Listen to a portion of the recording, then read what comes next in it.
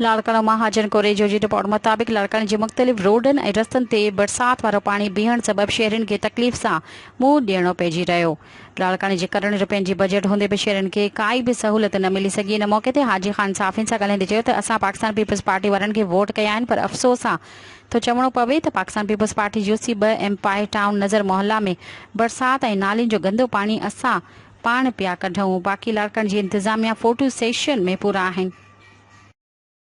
मेहड़ मां मीडिया आसम जी रिपोर्ट मुताबिक़ मेहड़ शहर ऐं आसपास जे इलाक़नि में पियल तूफ़ानी बरसाति खां पोइ म्यूनिसिपल कमेटी ऐं तालुका इंतिज़ामिया जी नाअहलीअ सबबि शहर जे मुख़्तलिफ़ रोडनि दुआ चौक, बेटो रोड, तालुका अस्पताल रोड, टावर चौक, म्यूनिसिपल कमेटी ऑफिस ऐं कोर्ट रोड समेत हेठियनि वारनि इलाक़नि में घटियुनि में बरसाती पाणी बीठल आहे। म्यूनिसिपल कमेटी तोड़े तालुके इंतिज़ामिया बरसाती पाणी निकाले लाइ के बि जोगा उपाउ न वरिता। नालियुनि जी सफ़ाई न थियण करे केतिरनि ई कॉलोनियुनि में गंदो पाणी ऐं गंदगी वधी वई आहे, जंहिं सबबि शहरी सख़्तु मुश्किलातुनि खे मुंहुं ॾियण लॻा। शहरियुनि ऐं इलाइक़े वासियुनि पारां मुतालबो कयो वियो त फौरी तौर ते शहर जे मुख़्तलिफ़ रोडनि रस्तनि समेत हेठियाइन वारनि इलाक़नि मां बरसाती पाणी निकाल कराए नालियुनि जी सफ़ाई कराए मेहड़ वासियुनि खे सहूलियतूं फराहम कई वञनि। दड़ो मां मुमताज़ अली सोढो जी रिपोर्ट मुताबिक़ बनू फॉरेस्ट रेंज जे मुख़्तलिफ़ ॿेलनि जे हज़ारे एकड़ ज़मीननि तां कब्ज़ा ख़ाली न थिया। कब्ज़ाखोरनि ॿेले खाते जी ज़मीननि ते करोड़ रुपयनि जा फसल पोखे छॾिया आहिनि। इन सिलसिले में बनू जे ॿेले खाते भरिसां डबू मोरी जे राहकू बिलावल शुरू ऐं ॿियनि मीडिया खे ॿुधायो त ॿेलनि जी ज़मीननि ते कब्ज़ा कंदड़ मजनू दड़ सां हथियार बंदन कुहाड़ियुनि सां हमिलो करे सख़्तु ज़ख़्मी करे छॾियो आहे। हुनजो त खरड़े ऐं जोराड़ ॿेले मां कब्ज़ा माफ़िया हज़ारे क़ीमती सरकारी वण वढाए टाला भराए विकिरो करे छॾिया आहिनि। हुनजो त थियल हमले जी शिकायत बनू पुलिस वटि पिणु कई आहे, पर पुलिस जे जवाबदारनि खे गिरफ़्तार करण लाइ तयारु न आहे। हुननि ॿेले खाते जे सूबाई वज़ीर, IG Sindh, TIG Hyderabad, कंज़र्वेटर Sindh, SSP सजावल समेत ॿियनि इख़्तियारनि खां मुतालबो कयो आहे त सरकारी ॿेलनि मां वणनि जी वाढी बंदि कराए असां सां इंसाफ़ कयो वञे। दादूमा मुख्तियार अली सुमरो जी रिपोर्ट मुताबिक़ B सेक्शन थाणे जी हद में मरखपुर सुमरा कॉलोनी जे रवासिन पुनहल गोपांग, ज़ाल उमीदा रसूल बख्श गोपांग पंहिंजे पुटु रोशन गोपांग ख़िलाफ़ दादू प्रेस क्लब पहुची एहतजाज कंदे साफ़िन अॻियां दाहियो आहे त मुंहिंजो पुटु मूंखे मारकुट करे घरां कढी छॾियो आहे। जॻह हिकु ज़रई ज़मीन पंहिंजे नाले कराए छॾी आहे। वधीक चयो त आउं पंहिंजे भाइटे जे घर में रहां पियो त मुंहिंजो पुटु ॾमर जी कूड़ा इल्ज़ाम हणी कूड़नि केसनि में फासाइण चाहे थो। ॿिए पासे मुखालिफ़नि पारां असांजी शादीशुदा नारी हुस्ना गोपांग खे हिरासा कनि पिया।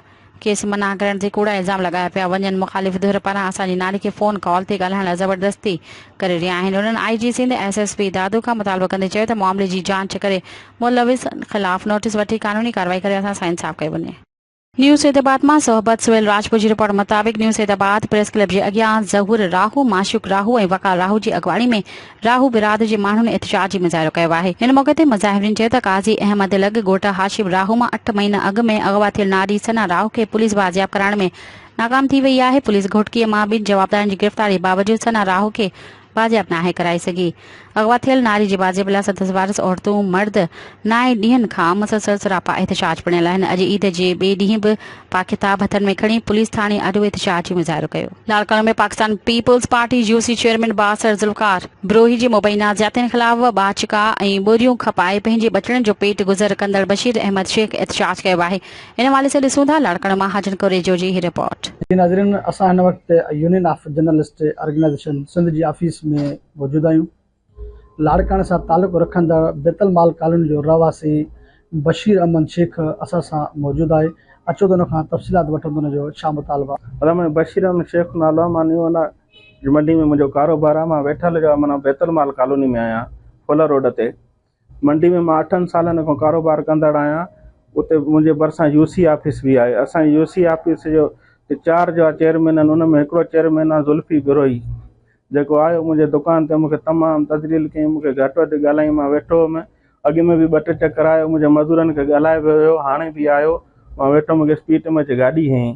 गाॾी लहण सां बाद में उन मूं ते तशदुद कयो, मूंखे चंबा हईं। उते 50 माण्हू गवाह आहिनि, शाहिद आहिनि। उन खां बाद में मूंखे पिस्टल खणी चैम्बर करे माण खां हर अचे पियो भॻो। मूंखे चईं तूं कब्ज़ो कयो आहे, शेख जा पुटु। पोइ मां चयोमांसि साईं, त मुंहिंजो ॿियो बि दोस्त आहे चेयरमैन आहे, मां उन सां बि ॻाल्हायो। चई मां उनखे बि घटि वधि ॻाल्हायईं। मां चयोमांसि मां गवर्नमेंट जो चालान भरींदड़ आहियां, मां कब्ज़ो न कयो आहे। मूं वटि चालान पिया आहिनि खीस। 8 साल मां किराए ते वेठल आहियां। मां मार्केट कमेटी खे किराया भरींदड़ आहियां। मां हे चालान आहिनि, मूंखे साल जा चालान आहिनि, मां चालान भरींदड़ आहियां। हिकु चालाना बैंक में मां भरींदड़ आहियां, चालाना मुंहिंजा चालाना भरींदड़ आहियां। मां गैर कानूनी न वटि मां लीगल वेठो आहियां। मां कब्ज़ो को बि न कयो, मां रोज़ी थो कयां पंहिंजे बचड़नि जी। तमामु मूंखे तमामु घणो जो माना मूंखे ॻाल्हायो। मां थाणे ते बि वियुमि, उते बि जो माना मूंखे इंसाफ़ मिलण जो मां वन पहुते मूंखे तमामु घणो मूंखे ॻाल्हायो, तमामु घणो मूंखे ॿियनि वटि माण्हुनि छॾायो। उन खां बाद में मां वन फाए ते फ़ोन कई, वन फाए वारनि चयो त तव्हां थाणे ते वञो। सो पुलिस बि जो माना बासर माण्हू वन फाए ते फ़ोन करे। उन खां बाद में मां वली त थाणे ते वियो आहियां। थाणे ते एसएसओ साहिबु कोन हुयो वॾो। वन फाए ते मां फ़ोन कई, वन फाए वारनि चयो त माना तव्हां थाणे जी हद ते वली त थाणे ते वञो। मां वली त थाणे जी चौकी आहे असांजी न्यूअनाज मंडी जी गेट खे हुते सजाद अबड़ो आहे इंचार्ज। मां उन ॾे वियुमि, उन पुछा कयमि, उहो कोन हो, हुते हेड कांस्टेबल वेठो मनतात जो आहे। माना मां उन सां इहा ॻाल्हि कयमि, हुन चयो तव्हां थाणे ते तला ॾियो। वरी मां थाणे ते वियो आहियां। थाणे ते बि पुलिस ज़ुल्फ़कार उर्फ़ ज़ुल्फ़ू इन जी वांगारू आहे पुलिस।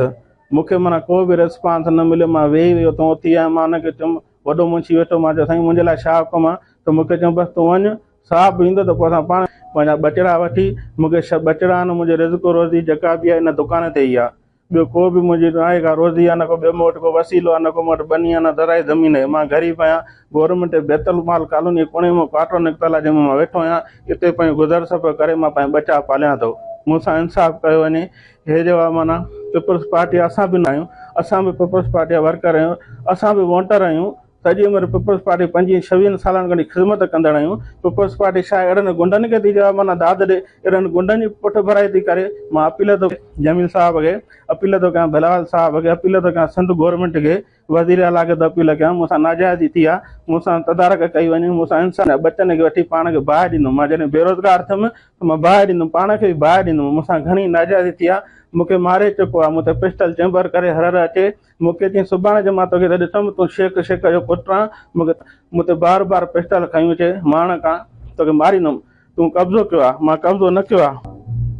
मां मुतालबो थो कयां लाड़काणे DPO साहिब खे, DIG साहिब खे, SP साहिब खे मुतालबो थो कयां त मां ग़रीब आहियां, छा ग़रीबनि जे लाइ इंसाफ़ न आहे?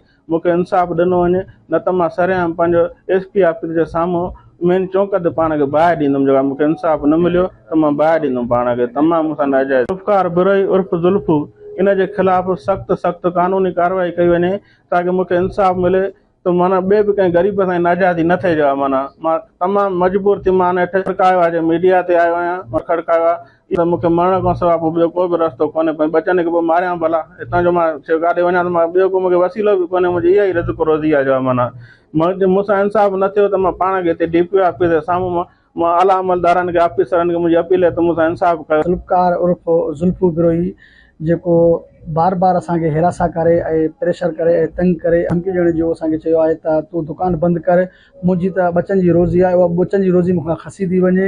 ऐं हुन चयो त मां मुतालबो थो कयां DIG लाड़काणो, SSP लाड़काणो ऐं वस वारनि खे अपील थो कयां त फौरी तौर हिन मामले जो नोटिस वठी मूंसां इंसाफ़ कयो वञे। कैमरा टीम सां गॾु मां हाजन कोरे जो, तव्हां ॾिसंदा राश न्यूज़ लाड़काणो जी।